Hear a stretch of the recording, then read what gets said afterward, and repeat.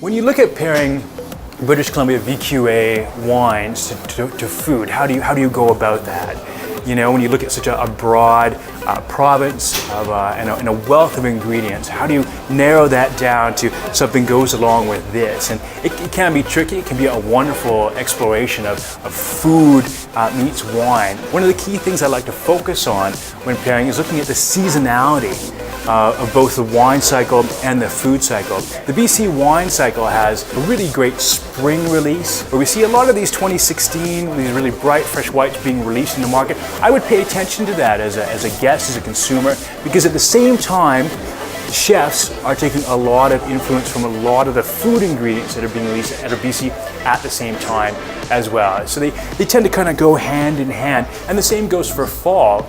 If we look at the wine release of British Columbia, we see some of the larger, richer reds being released. Maybe in this time, we see 2015s, maybe some late release 2014, but they're the bigger, kind of haunchier, broad spectrum style reds, and that goes along with more of that kind of fall type cuisine that we see. So I think that's kind of the key to pairing British Columbia VQA wine and food, is to look at the seasonality of things. You know, whether you're pairing a really light, beautiful, fresh gamay with maybe a bit of salmon or something, just keep that in mind when things get released and when things are being harvested and pulled out of that beautiful ocean that they have as well.